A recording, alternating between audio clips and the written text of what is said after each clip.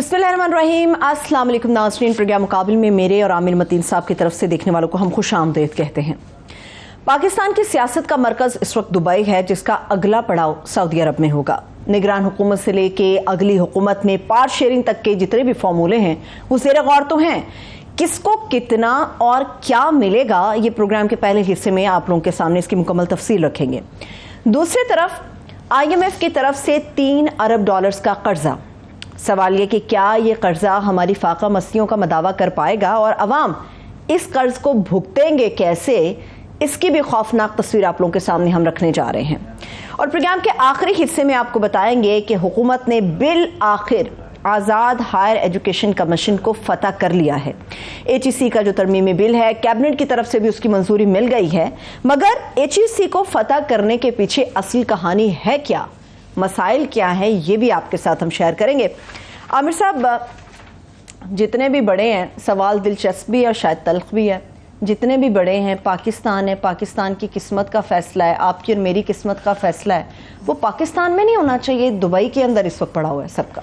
खैर, ये तो आज की कहानी नहीं है, कई सालों से इस तरह ही सिलसिला है। पहले लंदन में, दुबई में, सऊदी अरेबिया में हम हमेशा एक सैटेलाइट मुल्क रहते हैं और ये काफ़ी अभी तो आदत हो गई है लोगों को, इसलिए हैरानी की बात नहीं। मगर हमारा बिहेवियर बिल्कुल जो भी है, सियासी बिहेवियर, माशरती बिहेवियर, वो ये किसी को इशू ही नहीं है। हमारा रोल जो है वो एक सैटेलाइट का है। सैटेलाइट को जो है दूर से रिमोट कंट्रोल के ज़रिए चलाया जाता है, तो वो हम उसके लिए तैयार हैं। ये लोगों को कोई इशू नहीं होता इस बात पे, ये तो लिहाजा ये कहानी नहीं है। असल कहानी ये है, जो अहम चीज़ है वो ये है कि वो वहाँ पे बैठ के फैसले क्या कर रहे हैं। हाँ। जो है बाहर बैठना इतना इशू नहीं है जितना कि बाहर बैठ के फैसले है। तो सबसे बड़ा फैसला ये दुबई के अंदर इस वक्त सारे ईद की छुट्टियों में बैठे हुए थे। अभी बताया जा रहा है कि नवाज शरीफ साहब मज़ीद यूं रुकेंगे, बाकी लोग ज़रदारी साहब, बिलावल साहब वगैरह वापस आ गए हुए हैं। और जो खबरें छपी हैं ज़राए के हवाले से कि पहले ही मरियम बीबी को जो है तामीर नौ रीऑर्गेनाइजेशन पार्टी का उनको ज़िम्मा दे दिया गया है। और वो इलेक्शन, सबसे बड़ी बात है कि इलेक्शन क्या, ये वफाकी इलेक्शन ये तो 3-4 माह डिले हो गए, मगर उनकी डिमांड थी कि एक वक्त पे करवाना है। तो क्या वो एक साथ में, एक वक्त पे, टाइम पे, जब आईनी तौर पे जो रिक्वायरमेंट है 60 दिन के अंदर या 90 दिन के अंदर, वो पूरी होगी कि नहीं होगी, ये एक सबसे इम्पॉर्टेंट बात है। तो मेरा ये गट फीलिंग ये है कि शायद ये इलेक्शन करवा लिए जाएंगे। पीपल्स पार्टी क्योंकि बहुत ज़्यादा इस पे जो है बज़िद भी है जी, और उसकी सियासी मंतक भी समझ आती है, और गालिबन नून लीग को और बाकियों को भी सूट करता है, क्योंकि हवा रोज़ एक जैसी नहीं रहती है। अभी पीपल्स पार्टी समझती है कि उनके पास चांस है, और कोई अरेंजमेंट वो जो इस वक्त सोचे जा रहे हैं वो ये है कि नून लीग तैयार है। उनके लिए, दोनों पार्टियों के लिए सबसे इम्पोर्टेंट ये है कि PTI को आउट रखना। हाँ। और उनके पास इस वक्त मौका है, और उनको पता है कि ज़रदारी साहब समझते हैं कल को ये मौका शायद ना मिले, कि नून लीग मेरा ख्याल है तैयार हो जाएगी कि उनको इस्लामाबाद वो फतह नहीं कर सकते सिर्फ पंजाब के एक हिस्से में वोट लेने से। ठीक है। सो वो इस बात का ज़्यादा इम्कान है कि बिलावल भुट्टो साहब या पीपल्स पार्टी का nominee most probably Bilawal Bhutto ही होंगे, तो वो सिंध से अपनी सीटें लेके आएंगे। उनको जो कौमी असम्बली की सीटों के अंदर PTI की जो सीटें थी उसके ऊपर जो है नून लीग अपना कैंडिडेट नहीं खड़ी करेगी। सूबे के अंदर पीपल्स पार्टी तैयार है कि जिस तरह 2008 के अंदर अरेंजमेंट था कि इस्लामाबाद में पीपल्स पार्टी गवर्नमेंट और प्रोविंस में जो है नून लीग की गवर्नमेंट हो जाएगी, और मिला जुला के जो है ना इस तरीके से कोलिशन बना ली जाएगी। अच्छा। तो इस पर शायद अंडरस्टैंडिंग हो जाएगी। हाँ, जाके ये काफ़ी सारे जो उसके अंदर सवाल हैं, 2, 4, 5 बड़े सवाल। एक तो ये कि कब होंगे अब, और फिर ये कि टेकर गवर्नमेंट कौन बनेगी, कैसे बनेगी, वो माहौल क्या होगा जिसके अंदर इलेक्शन करवाए जाएंगे। इलेक्शन कमीशन बहुत कंट्रोवर्शियल हो गया है, क्या उसकी क्रेडिबिलिटी रहेगी, और उसको ये जो नई इख्तियार दे दिए हैं कि शेड्यूल चेंज भी कर सकते हैं, वो और अपनी मर्जी से तारीख होगा सारा। तो ये काफ़ी सारे सवालात हैं जिसका अभी जवाब नहीं आए। ये सिर्फ मैं अपनी गट फीलिंग बता रहा हूँ, मगर ये भी एक इतना आसान काम नहीं होता। इलेक्टोरल अंडरस्टैंडिंग, फॉर एग्जाम्पल जो जहांगीर तरीन साहब की जो पार्टी बनाई गई है IPP जो है, उनकी तरफ से ना कहें, वो दूसरी तरफ इशारा चला जाता है, वो बिजली की कंपनियां मेरे जहन में आ जाती हैं। आप उसे इससे काम पाकिस्तान पार्टी कहते हैं। काम है पाकिस्तान पार्टी और इस तहरीक के नाम से भी वो नाम भी तो कंट्रोवर्शियल हो गया है, लोग चले गए हैं। मतलब इलीम खान साहब का एक इंटरव्यू मैं देख रहा था जिसमें उन्होंने कहा है कि जी हम इलेक्शन PDM के खिलाफ और PTI के खिलाफ लड़ेंगे। सो वो उससे है कि उस तरफ से वो जो होता है ना, चौधरी साहब की तरफ से ना आ गई है। अच्छा, तो उन्होंने कहा जी ना ही समझिए, उन्होंने ना ही है। वो जहांगीर तरीन साहब लंदन में मिल के आए हैं, दुबई में मिले हैं, यहाँ भी मुलाकातें हुई हैं, मगर वो क्यों एक नए तीसरे ग्रुप को, चौथे ग्रुप को खड़ा करें?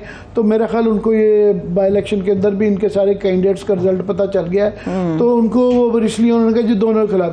तो कैसे अंडरस्टैंडिंग होगी, कौन किसके खिलाफ लड़ेगा, कैसे ग्रुपिंग होगी, कैसे ये जो इलेक्शन होते हैं इसके अंदर आपने वो बनाना होता है कॉम्बिनेशन। हाँ। कौमी पे ये होगा, बरादरीज़म को ज़हन में रखते हुए। हाँ। नीचे एक सेट बनाना होता है कि प्रोविंसेस ये होगा, एक हम जट ले लेंगे, एक हम कश्मीरी ले लेंगे, ऊपर जो है हम राजपूत खड़ा कर देंगे, इस तरह वो होगा। इंडिपेंडेंट बेताशा होंगे। मेरा ख्याल मुझे लगता है ये है कि पंजाब के अंदर भी एक वाह पार्टी की शक्ल में इस सूरत में जहांगीर तरीन का ग्रुप तो है ही है। हाँ। कि वो कितने जीतता है। काफ़ी सारे लोग नून लीग के भी होंगे जो कि इंडिपेंडेंट लड़ना चाह रहे हैं, जिनको पता है कि उनको नून लीग से वोट नहीं मिलते।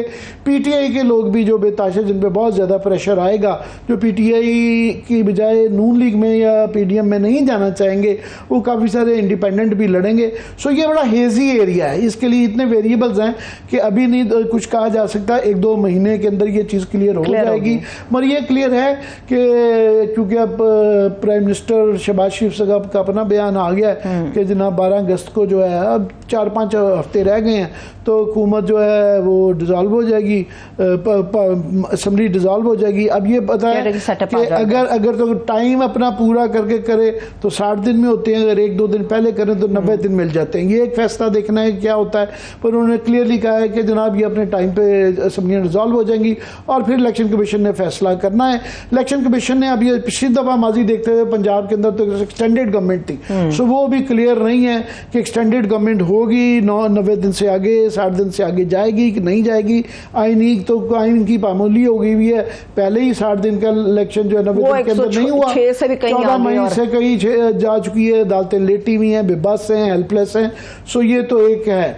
मगर इस वक्त सूरत ये है कि इसलिए भी मुझे लगता है कि इलेक्शन हो जाएंगे कि हर एक को जल्दी है इस वक्त। ब्यूरोक्रेसी अपने काम, जिस तरह भी आपने डिटेल में बात करेंगे, HEC को वो बड़े अरसे से इस तरह के ऑटोनमस जो इदारे हैं ना, ये ब्यूरोक्रेट चाहते हैं हर चीज़ हमारे अंडर हो, स्टेट बैंक भी हमारे अंडर हो, स्टैटिस्टिकल ब्यूरो भी हमारे अंदर हो, प्लानिंग कमीशन भी हमारे हो, कंट्रोल गवर्नमेंट ब्यूरोक्रेट अपना कंट्रोल चाहते हैं।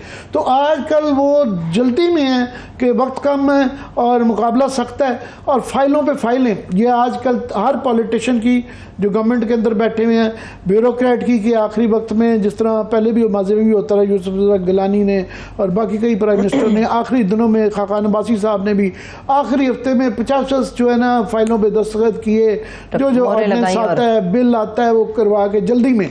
ब्यूरोक्रेट्स को भी जल्दी है। अभी काफ़ी सारे लोग जो हैं जो कि एक्सटेंशनों पे हैं, उन्होंने पता नहीं उनके फ्यूचर क्या होगा।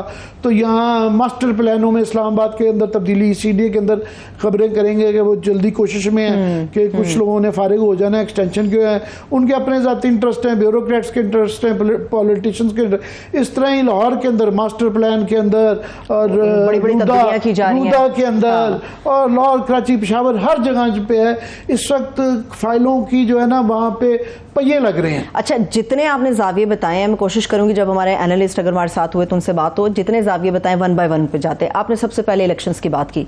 आप चाह रहे, आपने कहा कि पाकिस्तान पीपल्स पार्टी हो या नून लीग, दोनों चाहती हैं बस इलेक्शन हो जाए, लेकिन सवाल पाकिस्तान तहरीक इंसाफ का। पीपल्स पार्टी को तहफुजात नहीं है, मगर खबरें ये है कि नून लीग चाहती है कि इलेक्शन के अंदर तहरीक इंसाफ पार्टिसिपेट नहीं करे। नहीं, मैं दुरुस्त कर दूं कि मेरी गट फीलिंग है, खबर नहीं है, अभी उनके ये फैसला हुआ नहीं है। मगर पीपल्स पार्टी की तरफ से जो बयानात भी आ रहे हैं और जो उनकी वाइब्स आ रही हैं, उससे लगता है वो बहुत ज़्यादा इंटरेस्टेड हैं और शायद नून लीग भी ऑन बोर्ड हो जाए। PTI का उसके पीछे मफरूज़ा सवाल आपका जो बड़ा अच्छा है, ये वाला मैं उस तरफ ही आना चाह रहा था कि इसके पीछे ये सारा जो जल्दी इलेक्शन करवाने की जो पॉसिबिलिटी, इम्कान है, इसके पीछे चंद मफरूज़े हैं। सबसे पहले मफरूज़ा यही है कि ये जो आपने जिक्र किया कि वो समझते हैं कि पीटीआई इस वक्त ख़त्म हो चुकी हुई है और ये हमें इस्टेब्लिशमेंट ही जितवा देगी। आपने देखा उनको कोई फिक्र नहीं है, वरना इलेक्शन से पहले सियासी हुकूमतें उनको फिक्र होती है कि यार अवाम किस तरफ जा रही है, कि महंगाई है, लोड शेडिंग है, बेरोज़गारी है और बिजली के बिल बढ़ रहे हैं, पेट्रोल के बढ़, उनको कोई फिक्र नहीं है। उन्होंने 215 चाहे IMF की वजह से किया, अच्छा किया बुरा किया अलहदा, वो उनको फिक्र नहीं है। वो बड़ी डार साहब मुझे उनकी है नहीं है, फिर वो गाड़ी को यूं छेड़ के जो है ना वो कह देते हैं बड़े मगरूर होके इस बजट के अंदर, जिसके अंदर इतने टैक्सेस लगाए गए हैं और ये 5 रुपए पेट्रोल का भी शायद बढ़ जाएगा, 5 रुपए यूनिट पर डीजल ऑलरेडी बढ़ गया है, डीजल बढ़ रहा है और लोड्स बिजली आ नहीं रही, गैस की लोड शेडिंग हो रही है और उनको फिक्र नहीं है कि वो समझते हैं कि सिर्फ इस्टेब्लिशमेंट के कंधे के ऊपर रख के जो है ना ये हम फायर मारेंगे और ये अवाम मैटर नहीं करते। वो ये समझ रहे हैं और वो समझ रहे हैं कि ये अफसानवी मोहब्बत जो है ना रोमांस इस्टेब्लिशमेंट के साथ ये चलता रहेगा। बस हमारे लिए वही काफ़ी है कि वो पीटीआई को क्योंकि उनके ख़िलाफ़ है इस्टेब्लिशमेंट और इसलिए वो हमारे हक़ में है और हमारा ये काम ही नहीं है अपने आप को जितवाना, हमें जितवाने वाले जितवा देंगे। ये मफरूज़ा एक नंबर 1 मफरूज़ा इनका ये है, मगर ये मफरूज़ा माजी में कई दफ़ा फेल हुआ है। ठीक है, मैं आपके सामने PMLQ की मिसाल दे देता हूँ कि PMLQ में इस वक्त तो एक किस्म का मार्शल है ना, वर्चुअल मार्शल कह लें आप, कि बहुत ज़्यादा इस्टेब्लिशमेंट का रोल है मगर सामने नहीं है, बैकग्राउंड में रह के। उस वक्त तो मार्शल था, एमरजेंसी थी मुशर्रफ के दौर में, 2002 का इलेक्शन था। कोई ये इतने कॉन्फिडेंट थे परवेज़ लाई साहब और चौधरी शुजात वगैरह और ये सारी PMLQ कि इन्होंने एज्यूम कर लिया था कि हम जीतेंगे और उस वक्त 2002 में ये इलेक्शन हार गए थे। लार्जेस्ट पार्टी के तौर पे PMLQ नहीं बन सकी थी, 20 वोटों की शॉर्टेज हो गई थी। फिर रातों रात पीपल्स पार्टी के तोड़ के हमेशा जनूबी पंजाब से ही अल्हम्दुलिल्लाह ऐसी कुर्बानी देने के लिए गर्दनें हाजिर की जाती हैं, हमेशा हाजिर होते हैं। हर दौर में जो है हमारे भाई नाराज़ हो जाते हैं, मगर इस पर सोचना चाहिए कि लोग दोबारा उन्हीं लोगों को वोट देते हैं, उसी तार के लौंडे को वोट दे देते हैं जो कि दोबारा उनके वोट को बेच के लोटा बनते हैं। सारे लोटे जनूबी पंजाब से ही क्यों आते हैं? बहरहाल वो 20 बंदे जो है पैट्रियट का ग्रुप बनाया गया, मोस्टली फ्रॉम जनूबी पंजाब, फिर भी एक वोट की उस अक्सरियत से, और वो एक वोट भी एक मजहबी शिद्दत पसंद जमात के एक मेंबर था जिसके अगेंस्ट सारी पार्टीज थी, उसको तरले करके लाया गया, उससे वोट दिलवा के जमाली साहब बड़ी मुश्किल से बने थे। तो इसमें ये ज़ूम करना ना मफरूज़ा कि इन्हें कुछ नहीं करना पड़ेगा और अवाम के लिए ये कोई लोड शेडिंग मसला नहीं होगा, महंगाई मसला नहीं होगा, बेरोज़गारी मसला नहीं होगा।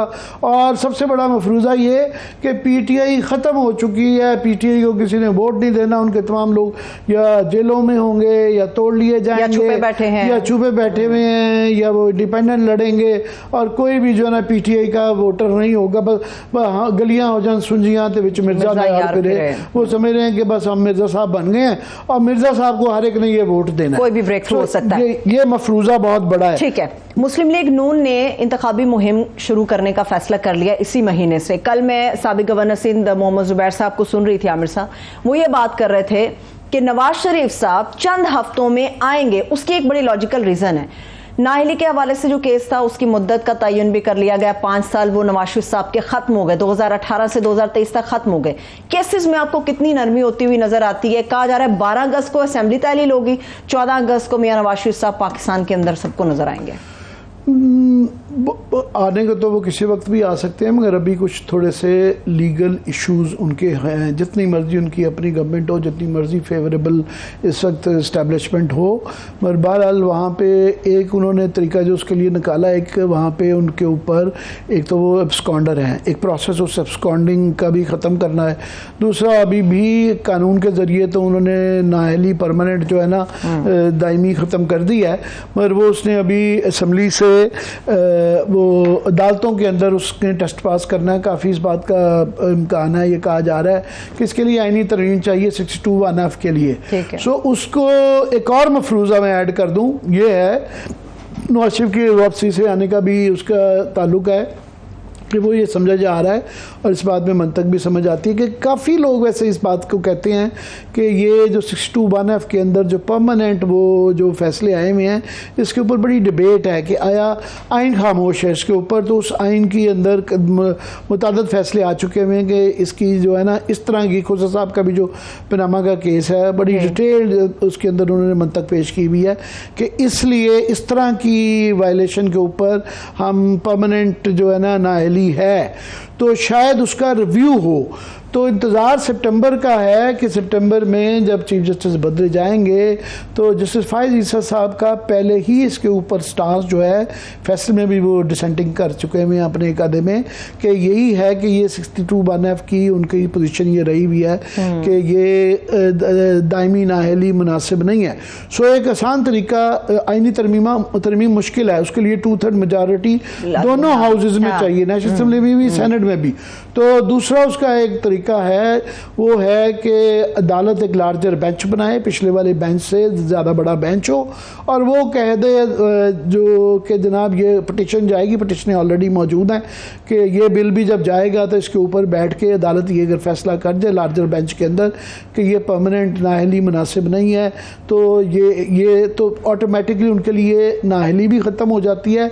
मगर अभी भी एक दो तलवारें उनके लटक रही हैं। एक है कि सराउंडिंग के पीरियड के लिए उनको बहरहाल अदालत में चाहे उनकी अपनी गवर्नमेंट भी हो जेल में जाना है। दूसरा एक और तलवार लटक रही है वो ये है कि नैब के कानून के तहत भी जो गौर नहीं कर रहे लोग कि नैब का भी एक कानून है जिसके अंदर अगर जिसके अंदर उनकी कन्विक्शन हुई हुई है वो अदालत में अभी केस मौजूद हैं, उसके अंदर 10 साल की जो मुझे याद पड़ता है कि 10 साल की नाअहली है। सो वो 10 साल अभी पूरे नहीं हुए हैं, ये उनके जो उसको अगर 2018 से लगाएं तो वो 5 साल ही बनते हैं ना, 17 से लगाएं 6 साल बनते हैं। तो वो उसमें नैब का भी देखना पड़ेगा कि उसकी भी तरमीमी जो बिल इन्होंने किया हुआ है वो उसको कवर करता है नहीं करता। सो इसके ऊपर भी बहस है, मगर ये चीज़ें हैं सिर्फ वहाँ पे उनका ये सियासी फैसला नहीं है, ये हालात पे डिपेंड करता है, ये अदालतों पे फैसला करता है।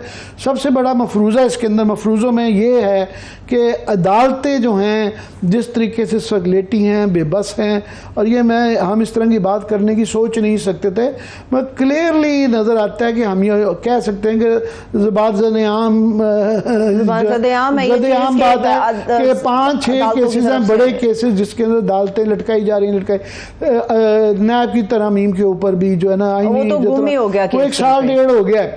मगर अगर वो ये मफरूज़ा है कि अदालतें ऐसे ही रहेंगी, अदालतों का मूड भी बदल सकता है, अदालतें हमेशा बेबस नहीं रहती हैं। और ये भी मफरूज़ा कि जैसे फाइज ईसा जब आएंगे तो हम लुडियाँ डालेंगे, जैसे फाइज ईसा साहब जो भी कोई अपने जब ऑफिस के ऊपर बैठता है हर एक की अपनी जिम्मेदारी होती है, हर एक ने अपनी लेगेसी का देखना होता है, हर एक ने अपना एक इज्जत वकार को बरकरार रखना होता है। तो ये मफरूज़े मुनासिब नहीं होते हैं कि वो आएंगे तो सारे केसेस इनके हक में हो जाएंगे, नहीं। लॉ पॉइंट्स आइन कानून भी कोई चीज़ होती है। सो ये वाला है 14 मई वाला फैसला नहीं आया हुआ, ये फिर प्रैक्टिसेस और प्रोसीजर वाला बिल है उसका फैसला नहीं आया हुआ। ये तमाम 5-6 जो केसेस हैं इनके ऊपर कोई भी फैसले में अगर वो फैसला जाने से पहले बंदयाल साहब दे गए या बाद में आया और वो खिलाफ, फॉर एग्जाम्पल नैब की तरमीम के ऊपर अगर फैसला आ जाता है कि जनाब ये आपने पर्सन स्पेसिफिक था, अपने आप को फायदा दे रही था, तो वो जो 200-400 केसेस जो ख़त्म हुए हैं नैब के वो दोबारा खुल जाते हैं। काफ़ी लोग दोबारा जेलों में चले जाते हैं जिसके अंदर ये एंटायर नून लीग PDM की तकरीबन लीडरशिप आ जाती है और वो बिल्कुल वो हो जाती है। कल को फिर ये भी डिपेंड करता है कि जो केयर टेकर गवर्नमेंट का भी देखना है कौन आएगा, किस तरह का आएगा। तो ज़रूरी नहीं है कि हर कोई मोहसिन नकवी हो और ज़रूरी नहीं है कि वो वही सिलसिला चलाया जाए। और 5वीं एक जो बहुत बड़ा एक मफरूज़ा है वो मफरूज़ा ये है कि ये झुर्लू फेरना बड़ा आसान होगा। मतलब 2018 में भी पहले जो इस तरह के जिन उनके ऊपर ये रहे 1988 से लेके बल्कि 1985 का इलेक्शन तो वैसे ही नॉन पार्टी था, मार्शल के दौरान तकरीबन हुआ था। 88 से इलेक्शन तमाम ही कंट्रोवर्शियल हुए जिसके अंदर कोई ना कोई एक गवर्नमेंट को गिराए के दूसरी को लाया जाता था, सबको पता होता था कि इस गवर्नमेंट ने आना है, मगर एक फिग लीफ रखा जाता था, मानता कोई नहीं था। 1988 का भी बाद में जो है बताया गया कि जी ये IGI बनवाएगी। 1990 का भी असगर खान पूरा सुप्रीम कोर्ट में अदालत में केस गया, 5-10 साल 15 साल लगे, उसके बाद जाके अदालत ने ये फैसला दिया, जिस पे आज भी अमल दरामद नहीं हुआ कि इन पॉलिटिशियनों को एलिजिडली, जिसमें नवाज शरीफ साहब भी थे, 2-3 एक्स प्राइम मिनिस्टर थे, जमाली साहब मरहूम भी थे और भी बेताशा लोग थे, कि इन सब ने पैसे लिए थे पीपल्स पार्टी को हरवाने के लिए, इनको दिए गए थे। ये असगर खान केस में 93 की भी 96 की भी सारे ही इलेक्शन, मगर फिकली मानता अदालतों से प्रूव हुआ या वो तफ्तीशों से कबूल हुआ या बयानात से जो कबूल किया गया, ये जो पिछले धड़ल्ले से कोई ये जो 6-7 साल में हुआ है, ये अपनी नौयत का पाकिस्तान की तारीख में पहला वाक़या है कि धड़ल्ले से एक जमहूरी हुकूमत के अंदर इलेक्शन कमीशन ने जिस तरीके से बेदरेग इंसाफ की धज्जियां बखेरी हैं, निगरान हुकूमत पंजाब की जो है जिस तरीके से पुलिस का थाना कचहरी का इस्तेमाल हुआ और लोगों को जिस किस्म से पकड़ा हुआ, 9 मई की अपनी है, हर कोई यही कहता है उसकी तफ्तीश कराएं, उसके ट्रायल कराएं, वो एक बहस ये अगेन अदालत के अंदर मुकदमा सबसे बड़ा तो ये चल रहा है कि आर्मी एक्ट के तहत सिविलियंस को होना है कि नहीं होना है। सो ये भी एक बहुत बड़ा फैसला है जिसके ऊपर सबकी नजरें हैं और ये गेम चेंजर हो सकते हैं। सारे ये 5 मुकदमे ये गेम चेंजर हो सकते हैं कि ये सदा सी वो जो है कि आज मैं जद पे हूँ तो खुश गुमाना हो, हवा किसी की, चिराग सबके बुझेंगे हवा किसी की नहीं। तो ये हवा का रुख बदलता रहता है। ये 9 मई से एकदम हमने देखा बदल गया, ये इमरान खान की गवर्नमेंट से जाने के बाद हवा रुख बदली, तो ये भी कल को कोई पता नहीं है हवा का रुख किस तरफ चला जाता है। ये इन मफरूजों पे बेस्ड सारी सियासत हो रही है। ये सारे मफरूजे बहुत ज्यादा हो गए हैं, आधी दर्जन से ज्यादा हो गए, इसलिए बहुत ज्यादा इबाहम है बहुत सारी चीजों में। मुझे ये बताइए आमिर साहब, अब चूंकि मामला ये चल रहा है केयर टेकर सेटअप का और पार्ट शेयरिंग के हवाले से जो फॉर्मूला आपस में तय किया जा रहा है, केयर टेकर गवर्नमेंट आपको कैसी बनती हुई नजर आ रही है? सेकेंडली ये कि मेरी गुज़श्ता रोज कामरान मुर्तज़ा साहब से बात हुई तो वो बड़े शदीद नाराज थे। वो इस बात पे नाराज थे कि दुबई के अंदर सारा जोड़ के ये सारे बैठे हैं, मौलाना साहब जो PDM के सरबराह के तौर पे जाने जाते हैं, ना उन्हें किसी ने वेलकम किया, ना उन्हें किसी ने दावत दी, ना उनसे कोई मुशावरत हुई। आपको लगता है कि इस मामले के ऊपर आके डेडलॉक हो जाएगा? ये तो पक्की बात है कि जो ही ये इलेक्शन वाले मोड में जाएंगे तो ये PDM ने टूट जाना है। वो पहले भी कह रहे हैं कि इलेक्टोरल अलायंस नहीं, हाँ जहाँ जहाँ लोकल अलायंस किसी जगह पॉसिबल हुई तो कोशिश की जाएगी, मगर इतना ये आसान काम नहीं होता। ये PTI, ये नून लीग में और पीपल्स पार्टी में भी पंजाब के अंदर जो है वो ये तो अंडरस्टैंडिंग हो सकती है कि इस्लामाबाद में आप आ जाए, लाहौर में आ जाए, पर सीट टू सीट जब जाते हैं तो बड़ा मुश्किल होता है, कोई भी अपनी टर्फ नहीं छोड़ता।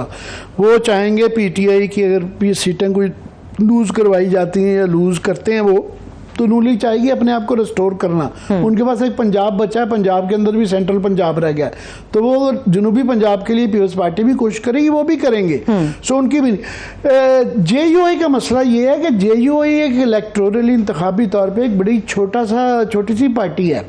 इसकी पिछले 40-50 साल में जो है, अब की नहीं बात कर रहा मैं, बात कर रहा हूँ 30-40 साल में पंजाब के अंदर एक सीट नहीं कभी जीते, एक सीट नहीं इन्होंने कभी जीती। कराची में भी 70s में ये सिंध में जीत जाते थे 1-2 सीटें जो है, उसके बाद से ये 2 सूबों से सबसे बड़े सूबे उनमें ये फारिग हैं। हाँ, बलूचिस्तान में और KP में ये एग्जिस्ट करते हैं। पार्लियामेंट के 2% भी सीटें इनके पास नहीं मौजूद हैं, मगर हालात की वजह से और क्योंकि एक उनके पास एक लठबरदार एक जत्था मौजूद है और वो प्रेशर टैक्टिक्स मसल पावर ज़्यादा दिखा सकते हैं, तो उनको आगे करके एक रोल दिया हुआ था। और मौलाना फजल रहमान के पास वो एक कारीगरी है कि लोगों को इकट्ठा कर लेते हैं। उनका एक इस्तेमाल था, वो इस्तेमाल कर लिया गया। अब एक उस टिश्यू पेपर को वो डब्बे में डालना चाहते हैं। हाँ। और हर कोई अपनी औकात के मुताबिक, इंतखाबी औकात के मुताबिक वो एक रोल ले रहा है कि बड़े प्लेयर्स में फैसले होने हैं, उनसे जो काम लेना था उन्होंने ले लिया। वो काम था कि PTI को गिराने के लिए सबको इकट्ठे करना। नून लीग और पीपल्स पार्टी 50 साल से एक दूसरे के खिलाफ लड़ रहे हैं, उनके इकट्ठे आपस में जब डायरेक्टली पड़े तो आप पे एक उनको फिगर हेड चाहिए था फजल रहमान की सूरत में, तो वो उनका रोल था। अब उन्होंने कहना, उनके ये तवक्का रखना कि वो PDM के वो सरबराह को, वो नवाबजादा नसरुल्लाह नहीं है। नवाबजादा नसरुल्लाह ने जो हमेशा भी कट किए थे वो असूलों की बुनियाद पे जमहूरियत के लिए किए। ये मरहूम बहुत बड़े कदावर आदमी थे। मौलाना फजल रहमान के वालिद साहब भी, मौलाना मुफ्ती महमूद, बहुत कदावर आदमी थे। उनके जो नाकदीन भी थे, उन्होंने कभी उनके ऊपर कोई करप्शन का ये इस तरह के इल्ज़ाम नहीं लगाया था। उनसे नज़रियाती तौर पर लोगों के इख्लाफात थे। PNA और पीपल्स पार्टी के बहुत इख्लाफात रहे, मगर एक टेबल पर बैठते भी थे। उनकी मौलाना साहब का वो वाला कद नहीं है अपने वालिद साहब वाला, ना ही नवाबजादा नसरुल्लाह वाला है। ये ऑन द पावर की साइड पे जाते हैं। नवाबजादा नसरुल्लाह साहब जो है वो मज़ामत की तरफ लोगों को इकट्ठे करते थे, जमहूरियत के लिए इकट्ठे करते थे, असूलों के लिए इकट्ठे करते। इनकी कोई इतनी असूलबंदी के लिए इनकी शोहरत नहीं है। खुश होना, नाराज होना कोई माने भी नहीं रखता और उसकी कोई ज्यादा हैसियत भी नहीं है। चलिए ब्रेक की तरफ अभी आमिर साहब चलते हैं। ब्रेक लेनी है मुझे, एक छोटी सी ब्रेक लेते हैं। ब्रेक से वापस आके आमिर साहब से जानेंगे अगर मजीद उन्होंने कुछ पॉलिटिकल बात करनी है। मगर मेरे पास बात करने के लिए IMF के साथ जो $3 अरब का मुआहदा हुआ, बड़ी अच्छी बात है। स्टैंड बाय मुआहदा हो गया है, 9 महीने के अंदर पैसे मिलेंगे। मगर अभी पैसे मिले नहीं तो हुकूमत लुडियां किस वजह से डाल रही है? ब्रेक से वापस आके मैं बात करूंगी, मेरे साथ रहिए।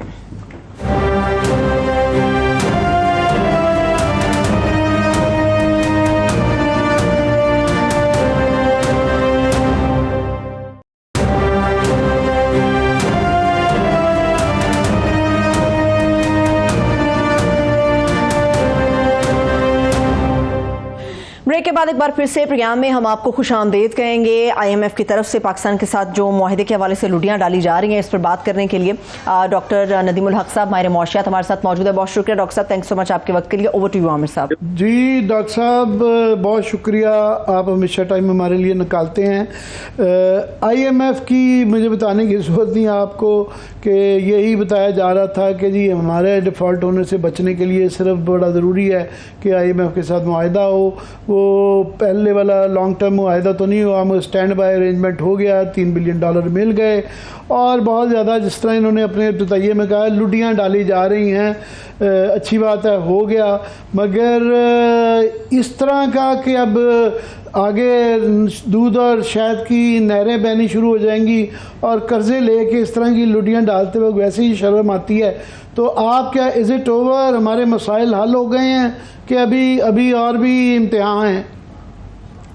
आमिर साहब, पहली चीज तो कौमों के मसाइल कभी भी हल नहीं होते। सिर्फ ये कि कौमों के मसाइल बहुत तरीके से हुकूमतें सोच के हल करती रहती हैं साथ। हमारे मुल्क में अनफॉर्चुनेटली कि हुकूमतें ये काम नहीं करती और आज से नहीं 75 साल से नहीं कर रही। IMF का जो एग्रीमेंट है बहुत अच्छी बात है, ये तो आज से 8-10 महीने पहले हो जाना चाहिए था, पर चलो हो गया, अच्छी बात है। इसमें एक तो अच्छी बात है जो है कि ये एग्रीमेंट शॉर्ट टर्म नहीं है, अगर लॉन्ग टर्म है। IMF ने बढ़ा दी है, मुद्दत 9 महीने कर दी है और थोड़ा सा पैसा भी बढ़ा दिया है, थोड़ा सा कॉन्फिडेंस बूस्टिंग आ गई है। अब जो पहले हमें डर था कि इलेक्शन तक हम नहीं लास्ट करेंगे, अब लग रहा है IMF ने कह दिया कि इलेक्शन के बियॉन्ड बात करो। तो अगला प्रोग्राम तो नेगोशिएट करना है, पर अगली हुकूमत करेगी। तो इंटरिम गवर्नमेंट पे कोई जोर नहीं है, इंटरिम गवर्नमेंट आगे अपना काम करे।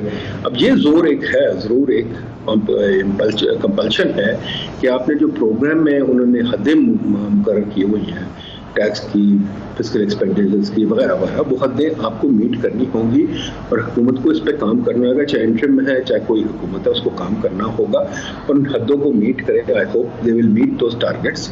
और उसके साथ फिर जो असल काम रह गया है, जो ये हुकूमत करेगी या इंटरिम करेगी या उससे अगली करेगी, बल्कि अगली 10 हुकूमतों को जो करना पड़ेगा और करना चाहिए कि हमने जो कॉलोनियल निज़ाम को सांभ के रखा हुआ है उसको बड़ा अच्छी तरह संभाल के रखो, उसको ख़त्म करें। आप ये क्या DC प्राइसेस चेक कर रहा है, ये कहते फाइलें ऊपर नीचे जा रही हैं। अब एक मॉडर्न हुकूमत बनाएं, मॉडर्न तरीके से काम करें, मॉडर्न लोकल गवर्नमेंट बनाएं।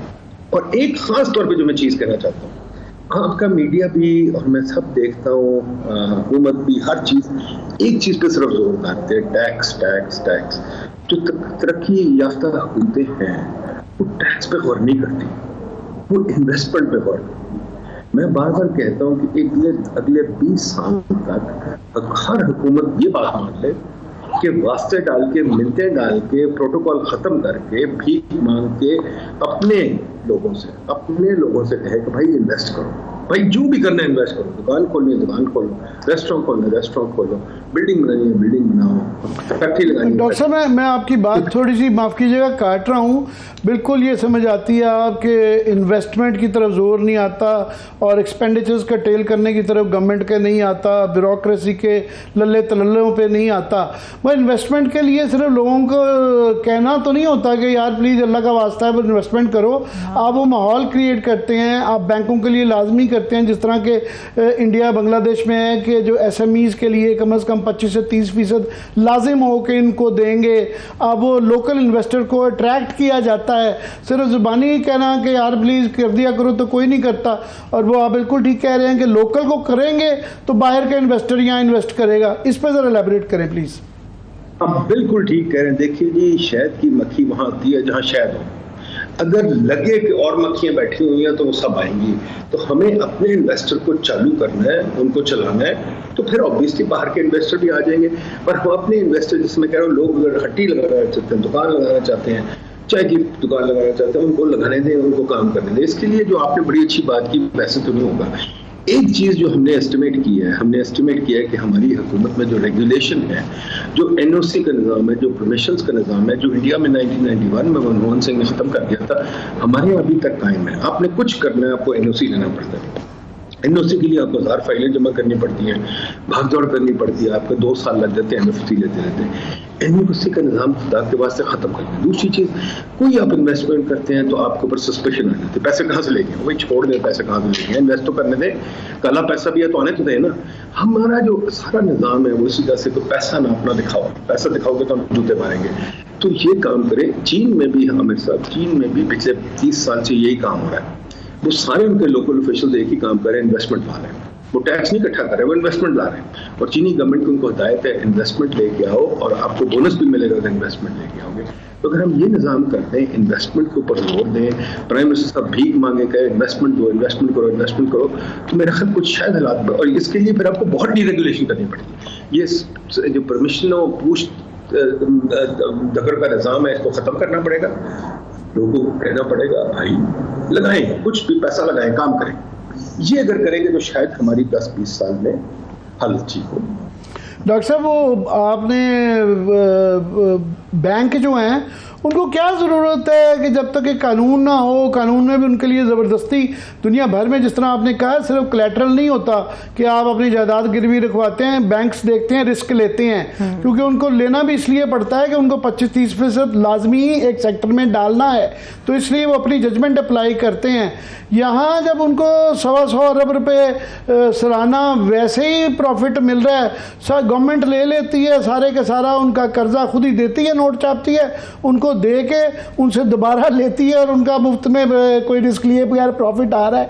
इसीलिए बैंकों के अंदर हर कोई बैंक खरीदने में इंटरेस्टेड होता है, बाकी चीज़ों में नहीं है। ये तो एक है। बस दूसरा मैं आप कहूँगा, आपने बड़े सही बात की कि जो आगे कंडीशंस हैं उसके अंदर टैक्स बेस बिल्कुल बढ़ानी चाहिए, मगर उसका फार्मूला शायद बदलना चाहिए। मगर मौजूदा हालात में आपको लगता है कि ये जिस तरह के इन्होंने टैक्स के टारगेट्स बना दिए हैं, आखिरी वक्त में 215 अरब रुपए मज़ीद बढ़ा दिए हैं और एक ही सैलरीड क्लास पे, एक ही क्लास के ऊपर लिए जा रहे हैं, तो ये क्या, पहली बात तो ये कि ये कर पाएंगे। दूसरा ये कि इसके लिए जो आप कह रहे हैं इस्लाहात का, आम आदमी को नहीं समझ आता इस्लाहात से क्या मुराद है। इस पे ज़रा एलैबोरेट करें कि क्या इस्लाहात आम आदमी के हवाले से कि जो फौरी तौर पे करने की ज़रूरत है। देखिए जी, टैक्स का निज़ाम हमारा बहुत ही फरसूदा, बहुत दकियानूसी निज़ाम है। इसको ठीक करने की ज़रूरत है। आपको याद होगा कि अमेरिका में एक बहुत चीज़ मकबूल हुई थी, लाफर कर्व, जो कह रहा था कि अगर टैक्स ज़्यादा है तो आपका रेवेन्यू गिरेगा, तो टैक्स रेट कम करेंगे तो रेवेन्यू बढ़ेगा। अमेरिका ने ये थ्योरी अडॉप्ट की। रेगन के ज़माने में, बुश के ज़माने में बहुत लोगों ने टैक्स रेट गिराए, उसकी वजह से उनकी हुकूमत बहुत चल गई। बरतानिया में टैक्स रेट गिराए, हुकूमत चल गई। मैं ये नहीं कह रहा हम टैक्स रेट गिराएं, पर मैं ये कह रहा हूँ खुदा के वास्ते टैक्स का निज़ाम स्टडी करें ठीक तरीके से। कोई स्टडी नहीं करता। आप टैक्स का निज़ाम, टैक्स के ऊपर टैक्स लगाया हुआ, अभी एक बिजली का बिल है उस पर 3-4 टैक्स हैं। खुदा के वास्ते उससे टैक्स नहीं इकट्ठा होता, बल्कि लोग उस पर पकड़ धकड़ में लग जाते हैं, भागने की कोशिश करते हैं, इनफॉर्मल इकॉनमी बढ़ती है। और हमें एक टैक्स का निज़ाम ठीक करना है, दूसरा हमें ये ठीक करना है, हमें सब लोगों को काम करना है। हमने कोशिश की बहुत ज़्यादा इस्लामाबाद में खोखे लगाने की। इस वक्त गुर्बत बहुत ज़्यादा है, इस वक्त अनएम्प्लॉयमेंट बहुत ज़्यादा है, अच्छे खासे पढ़े लिखे बच्चे अनएम्प्लॉयड कर रहे हैं, तकरीबन 35 से 50% हमने एस्टिमेट किया अनएम्प्लॉयड कर रहे हैं। उनको खोखे लगाने दें, उनको कारोबार करने दें। अब हमने बड़ी मुश्किल खोखे लगवाया, पुलिस आकर तोड़ देती है, कभी सीडीए मान जाती है, कभी तोड़ देती है, कभी जजेस मान जाते हैं, कभी तोड़ देते हैं। मसला ये है कि हमारे मुल्क में कारोबार एक रिस्पेक्टेबल चीज़ नहीं, कारोबार करने दें। दूसरी चीज़ एग्रीकल्चर में भी अगर आप बात करें तो एग्रीकल्चर में हमने भी मार्केट ही नहीं बनाई, रियल एस्टेट में मार्केट नहीं बनाई। हम रोते रहते हैं मार्केट तो बना दो, मार्केट का क्या मतलब है? ऐसा बात समझने वाली है। मार्केट का मतलब ये है कि आपको मुझे दोनों को इन्फॉर्मेशन होती है, हमें पता होता है क्या बिक रहा है, क्या नहीं बिक रहा है, किस कीमत पे बिक रहा है और कब बिक रहा है। जैसे स्टॉक मार्केट होता है, अब हमारे रियल एस्टेट की मार्केट भी नहीं है, एग्रीकल्चर गुड्स की मार्केट नहीं है। एग्रीकल्चर गुड्स अगर आप देखें, हुकूमत से प्राइस फिक्स करती है, फिर मार्केट कमेटी होती है, फिर डीसी साहब आ जाते हैं। भाई एक मार्केट चलने दें, वेबसाइट पे प्राइस आ जाए, जो मर्जी बेचे, जो मर्जी खरीदे। बिजली का निजाम भी हम अगर प्राइसेस ना फिक्स करें तो ठीक हो जाएगा। तो बहुत सारी चीज़ ठीक होने वाली है। दूसरी चीज़ जो बहुत इंपॉर्टेंट चीज़ है, अब बिजली का निजाम जो है जी, हमें 40 साल हो गए मार खाते खाते। ये हमने क्यों मार खाई है? सब प्लीज गौर करें, इसमें कोई अल्लाह की तरफ से कुछ नहीं है, ये हमारी जहालत है, हमारी इनकॉम्पिटेंस है। इसको इनकॉम्पिटेंस कहें, खुदा के वास्ते इनकॉम्पिटेंस कहें। जो वजीर आता है उससे पूछो भी आप इतने इनकॉम्पिटेंट है, क्यों नहीं इसको सॉल्व कर सके? देखिए सिंपल सी बात है, ना आप निज़ाम बनने देते हैं, आप डिस्कोर्स को आज़ाद नहीं करते, आपने जनाब वो IPPs को आज़ाद नहीं करते, आप प्राइसिंग उनको आपस में नहीं बना देते। इन्होंने कहा था एक चीज़ CTBT होगी जो कि अपने आप डिस्कोर्स और IPPs आपस में ट्रेड करेंगे और चलाएंगे। जी वो कहते हैं आप नहीं हो सकती। गैस में भी कह रहे थे कि हम उनको इजाज़त देंगे, खुद अपनी गैस पास थ्रू करें, वो नहीं करने देते। हर चीज़ ब्यूरोक्रेटिक कंट्रोल में है, तो फिर क्या चलेगा? डॉक्टर साहब क्विकली मुझे ये सरहद बीबी जो है ना ब्रेक के इशारे करनी शुरू कर दी है, तो क्विकली इस्लाहात की तो कोई वो उसके लिए रॉकेट साइंस नहीं चाहिए। ये सबको पता है कि ये पब्लिक स्टेट एंटरप्राइजेज, ये बड़े बड़े जो हमने हाथी पाले में हैं, इनको या बेचना होगा या इनको ठीक तो नहीं होता। ठीक हमने तो करने वाला तरीका ट्राई करके देख लिया। हर गवर्नमेंट ये लॉलीपॉप देती है, साफ से नहीं करती, वहाँ खांचे लगाने की कोशिश करती है, इसलिए नहीं चल पाता। दूसरा, लोकल बॉडीज़ का समझ आती है कि आप उनको property tax, traders tax, agriculture में जहाँ मुनाफा है टैक्स, इसके लिए बड़ा एक स्ट्रॉन्ग गवर्नमेंट चाहिए, एक स्ट्रॉन्ग विल चाहिए और एक स्टेबिलिटी चाहिए, पॉलिटिकल स्टेबिलिटी चाहिए, जो कि नज़र नहीं आता कि इस हालात में ये तीनों चीज़ें मुझे होती हुई नज़र नहीं आ रही। तो ये खुशबू भी रखना कि इन चीज़ों के बगैर इतने बड़े रिफॉर्म्स हो जाएंगे। आमिर साहब, मैं आपसे एग्री नहीं करता कि इनके लिए हमें चाहिए पॉलिटिकल विल, स्टेबिलिटी, व्हाटएवर। ये सिंपल सी बात है, हमें अकल चाहिए और अकल से काम करना है।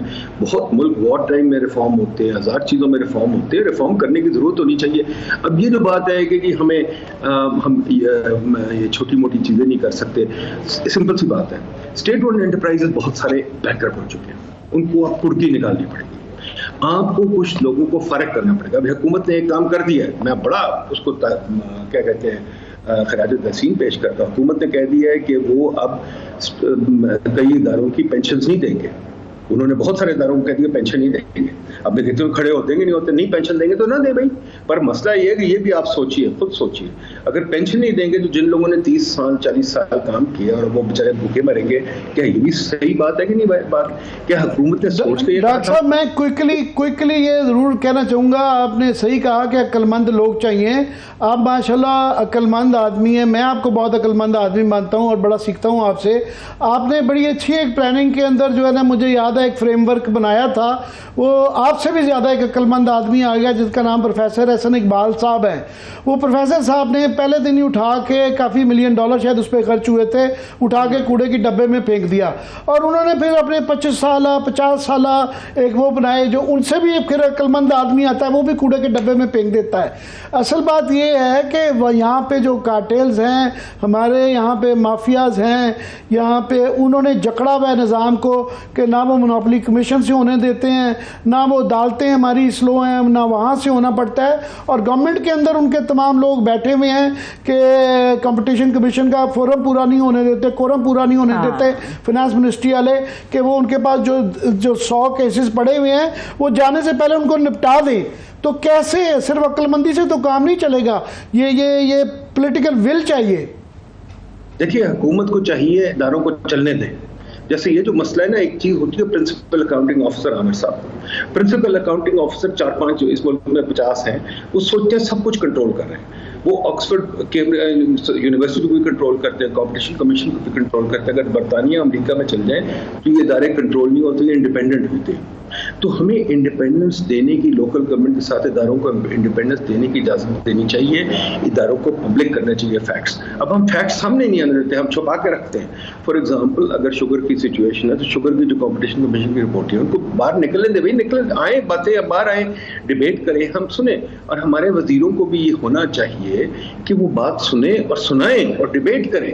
वो ये नहीं कि ऊपर से बैठ के राज करें। हमारा निज़ाम बहुत ज़्यादा सारा, हमें सोच के इसको चेंज करने की जरूरत है, क्योंकि हमें एक डेमोक्रेटिक निज़ाम हम बने नहीं अभी तक।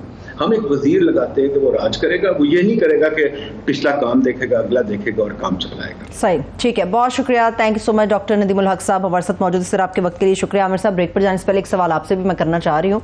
मैं शहबाज शरीफ साहब की आज स्टेटमेंट पढ़ रही थी, वो ये कह रहे थे कि IMF का चूंकि हमें एक एग्रीमेंट हो गया है, बड़ी ज़बरदस्त बात है, अगले 15-20 साल हर इदारे को मिलकर अपनी हद में काम करना होगा। ये मंतक नहीं मुझे समझ आई। नहीं, वो उनसे काउंटर सवाल मेरा, अगर मैं बैठा होता करता कि पिछले 30-35 साल से आप हुकूमत में हैं, हाँ। तो उसमें ये कर लेते तो क्या हर्ज था। ये जो 1 साल भी पिछला मिला हुआ था, इसमें भी कुछ कर लेते तो क्या मिला हुआ है। अगले 10-15 साल वो ये कह रहे हैं, बेसिकली आपको लॉलीपॉप दे रहे हैं कि मुझे आप 10-15 साल और रखें, बर्दाश्त करें, तो मैं इंशाल्लाह कर दूंगा। 15 साल बाद मैं फिर ये कह दूंगा। बेशक बहाना होता है कि जी मेरा कसूर नहीं था, हालात ही बदल गए थे। हालात ही बदल गए थे। जाते छोटा सा एक और सवाल कर लेती हूँ। मूडीज की तरफ से रिएक्शन आया कि हुकूमत खुश तो बहुत ज्यादा हो रही है, मगर इस बात की कोई गारंटी नहीं है कि $3 अरब मिलेंगे। वो उनका ये है कि एक ट्रांच तो आ गया है। बाकी जिस तरह अभी डॉक्टर साहब ने भी हिंट करवाया कि अभी काफी सारे जो है ना गोल्स को अचीव करना है। उनकी 12 जुलाई के एग्जीक्यूटिव बोर्ड का इलेक्शन वो जो है फिलहाल उन्होंने वक्ती तौर पे हमें कि जो डिफॉल्ट का रिजल्ट, बड़ी अच्छी बात है। इसको कोई, मेरा ख्याल है कि जिसको भी ज़रा सा भी पाकिस्तान का मोहब्बत है, अच्छी चीज़ है कि स्टॉक एक्सचेंज में 2000 पॉइंट बढ़ गए हैं। ओपन मार्केट में डॉलर रुपया जो बढ़ गया है, 5 रुपये, तो बड़ी अच्छी चीज़ें आ रही हैं। मगर ये जो उनको साथ में उन्होंने ये भी दिन आना था कि इन जो इंटरनेशनल डोनर्स के मतलब ये हमारे यहाँ कॉन्स्पिरेसी थ्योरी है, काफ़ी खराबियाँ भी होंगी, हमारे कई लोग बड़े इनके नाकिद हैं। मगर वर्ल्ड बैंक, IMF हमें कह रहा है कि खुदा के लिए अपनी ये जो अशराफिया है इसकी तरफ से पैसे जो है गरीबों को दो, हाँ। BSP में दो, फिर स्पोर्ट फंड में दो, और इनसे जो इनको तुम देते हो इतने टैक्स डिडक्शन 2-2 हज़ार रुपए की, इनको छोड़ के ये नीचे वालों को 100 रुपया दे दो, तो ये ज़्यादा तुम्हारे मुल्क के लिए भी अच्छा है। सो वो ये कंडीशनैलिटीज़, ये टैक्स बेस जो है ये बढ़ाना, ये बड़ों को हाथ डालना बड़ा मुश्किल है। ठीक है, तो इस वजह से ये जो है ना वो मूडीज कह रही है कि ये इस्लाहात की इनकी पसली चेक करना चाह रहे हैं, ये नहीं है। ठीक है, एक ब्रेक ले लेते हैं, ब्रेक से वापस आएंगे। पाकिस्तान के अंदर जो सिक्योरिटी के हालात है उसके ऊपर हम बात करेंगे, मगर इसके साथ साथ आप लोगों के सामने कुछ अहम डिटेल भी रखेंगे कि हुकूमत ने HEC को जो अपने हाथ में ले लिया है, इख्तियार उसका हासिल कर लिया है, ज़ाती तस्कीन के लिए किया गया है या इसके पीछे कुछ और रीजंस हैं। हमारे साथ रहिए।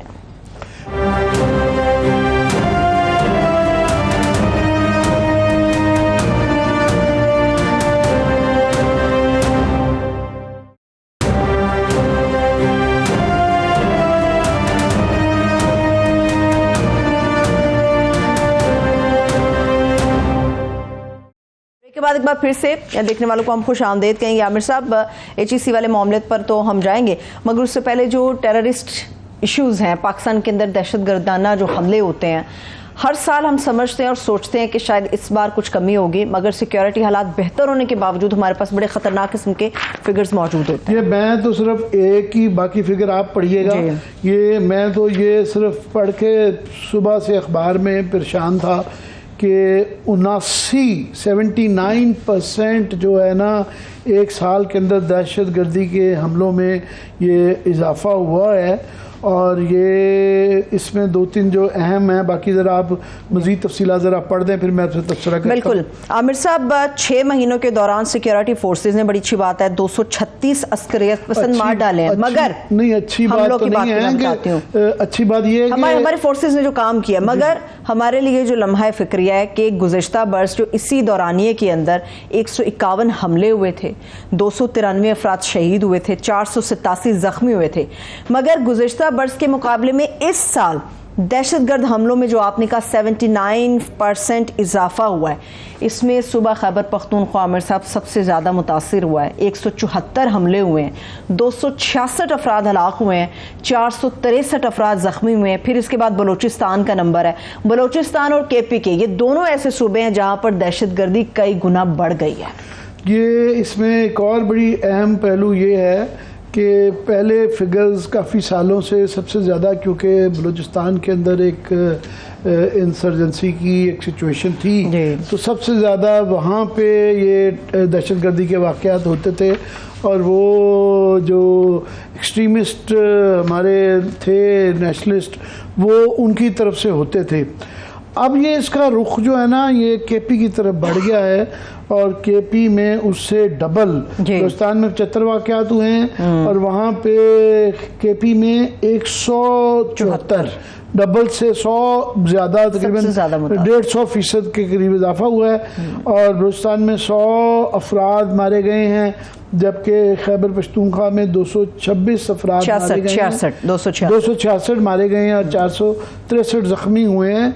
तो KP में डबल से ज़्यादा हो गया है। तो इसका जो रुझान है वो बलूचिस्तान से बहुत ज़्यादा अब KP में हो गया है, और KP में ये तकरीबन तमाम ही ये मजहबी जुनूनियत दहशतगर्दी है, कि इसके अंदर जो मजहबी दहशतगर्द जो अफगानिस्तान से TTP बला बला बला इस तरह के जो सेक्टेरियन और TTP ये वो हैं। तो ये अब ये एक बहुत ख़तरनाक पहलू है कि जिसके ऊपर हमें ज़्यादा गौर करनी चाहिए, कि ये बजाय इसके कि अच्छी खबरें आएँ कि ये काम हो रहा है, कि हम ये बिल्कुल, हमारा एक रवैया है कि जब तक कोई बड़ा वाक़या नहीं हो जाता हमारी नज़र नहीं जाती। APS से हमारा एकदम से वो ख्वाब गफलत से जाग जाते हैं, फिर कोई बड़ा धमाका होता है तो एकदम आप और मैं यही गुफ्तगू करते हैं, फिर लॉ इन्फोर्समेंट एजेंसी की लैप्सेस के ऊपर बात होती है, फिर सबक सीखने के ऊपर बात होती है, और फिर वो होगा कि जी आइंदा नेवर अगेन कह के। नेशनल एक्शन प्लान के ऊपर भी जो नकात थे उनका कभी ये सारी बातें पूरे हुए, सारी बातें बड़े वाक़े के ऊपर होती है। नेशनल एक्शन प्लान पे होता है, नेफ्टा पे गुफ्तगू होती है, पुलिस के रोल पे गुफ्तगू, सिक्योरिटी प्लान पूरा शेयर होता है, प्लान भी शेयर होती है, सारी बातें उस वक्त होती हैं। मगर ये अगर बजाय इसके खुदा ना खास्ता एक रिएक्शनरी काम करने का, कि वाक़या एक्शन होता है और फिर उसके रिएक्शन में होने के इस फिगर्स को कि 79% इंक्रीज हुई है, ये बहुत बड़ी फिगर है। इसके बाद कुछ को हमें जवाब चाहिए। हम पिछले साल की शुमाई के ऊपर बात करें, मैं आगे बढ़ूंगी, लेकिन मैं कुछ ऐड ऑन कर दूं कि रवां साल 13 खुदकुश हमले हुए आमिर साहब, और गुज़श्ता बरस की तादाद सिर्फ 5 थी। एनीहो, इसके ऊपर हम बात करते रहेंगे, मेरे पास लास्ट 2 मिनट है। HSC के हवाले से मुझे बताइए कि क्या हुकूमत का इख्तियार हासिल करना ज़ाती तस्कीन थी कि ये भी हमने काबू कर लिया इदारा, या कुछ और वजह? ये बिल्कुल इस तरह ही करते हैं जिस तरह के कश्मीर फतह करने गए हुए हैं ना, तो ये अपने इदारे, हमारे बड़े चंद इदारे रह गए हैं जिन्होंने बड़ी मुल्क के अंदर फ़र्क डाला है।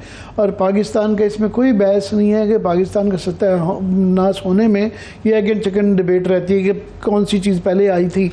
तो तालीमी नेताज सबसे बड़ा फैक्टर रहा कि हम तालीमी तौर पे इतने पीछे गए, स्कूलों की नेशनलाइजेशन के बाद ख़ास तौर पे और बाद में। अब उसके बाद ये HEC ने कुछ खराबियां भी रही होंगी, इस पे डिबेट रहती है, मगर एक इंडिपेंडेंट होना उसका बड़ा ज़रूरी था। ब्यूरोक्रेटिक उससे काफ़ी हद तक वो ऑटोनॉमी थी उनको, और उन्होंने बड़े अच्छे काम किए। एक अच्छी रेगुलेशन चल रही थी, बहुत कम इनकी शिकायतें आती थी, और अगर कोई गलत करते थे उसके ऊपर डिबेट होती थी। अब क्या होगा, अब ये गवर्नमेंट उसको कैबिनेट ने अप्रूव कर दिया है।